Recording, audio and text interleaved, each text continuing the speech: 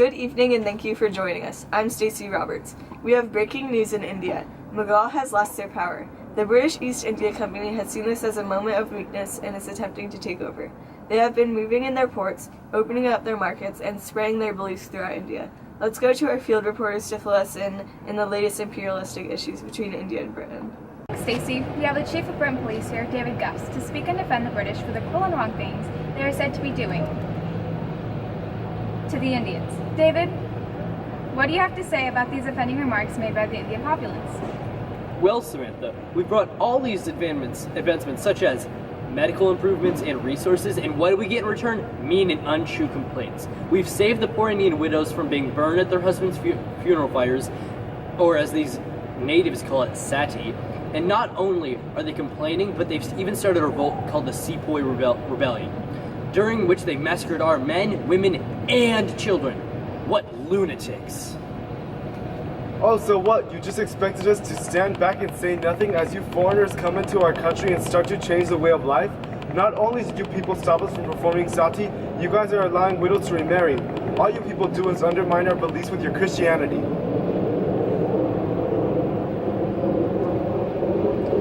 What about the revolts? Were those really necessary?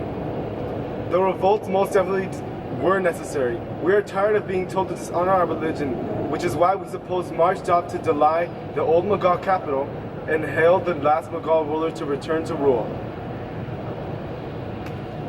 How did this rebellion cause Britain to react? Well, we did what anyone else would do. We took revenge for our losses, torching villages, and the people paid the price with their lives. Well, it appears Britain's presence in India has caused quite a rumble, but it seems as though everything is under control. Now back to you in the studio. Sure, terrible things have happened since the arrival of the British, but I'm sure there are upsides to this invasion. For example, we're informed that Parliament set up a system of colonial rule called the British Raj, in which the British Viceroy governed in the same name of the Queen. This rule undoubtedly has modernized India. Let's go to David Ford for more details on this account.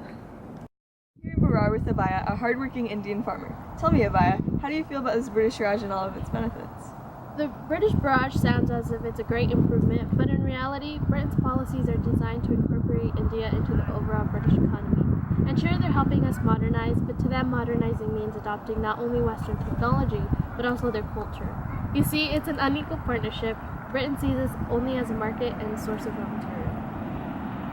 I assume Britain has used those raw materials for the better. I've seen they've built roads and impressive railroad network, as well as the machine-made textiles, not to mention the beautiful Suez Canal. Those surely aren't signs of an unfair partnership. All those things are wonderful improvement, but once again, they have only been built for Britain's convenience. Those railroads allowed Britain to sell their factory-made goods across the subcontinent. So rather than benefiting us, it just benefits Britain's economy. As for the Suez Canal, that just increased our trade with Britain even more. They started flooding us with those machine-made textiles, destroying our once prosperous hand-weaving industry.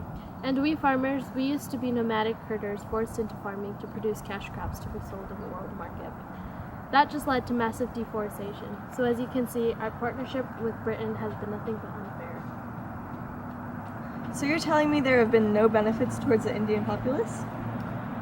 Of course there have been benefits towards us. For example, they've introduced medical improvements and farming methods, which led to a rapid population growth, but as the population grew, food is becoming scarce, most likely ending in a famine. On the other hand, they have revised the legal system to promote justice for us Indians, regardless of cost. But overall, this alliance has favored Britain. Well, there you go. Britain's doings with India aren't all selfish and bad. Now back to Stacey in the studio. Just as I thought, there are in fact upsides to Britain's involvement with India. Next on tonight's news, we have a discussion between Indian scholar Ram Mohan Roy and British intellect William Dodd discussing their different views on culture. We have Jenna Stapp to encounter this discussion. As Stacey said, I'm Jenna Stapp, here with an Indian scholar, Ram Mohan Roy, and British intellect, William Dahl. Both of you are brilliant men, and the people at home would love to know your thoughts on Indian and British culture. Oh, well, I think there's much to learn from the West, though I still would like to reform traditions from Indian culture. Oh, but of course I condemn some traditions, such as rigid caste distinctions, child marriage, sati, and purdah, the isolation of women to different quarters. What about you, William? How do you view the Indian culture? Well, I'm one of the few British that admires the Indian theology and philosophy. I even know of some fellow British writers that have borrowed some ideas from Hinduism and Buddhism. However, I do know very little about Indian achievements and dismiss Indian culture with concept how sad it is. And what do you men suppose will occur with Indian nationalism? I predict that the Western education Indians will lead a nationalist movement dreaming of the end of imperial rule, due to their exposure of democracy and equality. I also predict that nationalist leader will organize the Indian National Congress and its members will believe in peaceful protests to gain their ends. The Congress will look for self-rule but still support Western-style modernization. And what about you? I, for one, predict that there will be conflict between the Hindus and the Muslims. At first, they will work together for self-rule, but then Muslims will start to resent the Hindus' domination of Congress Party.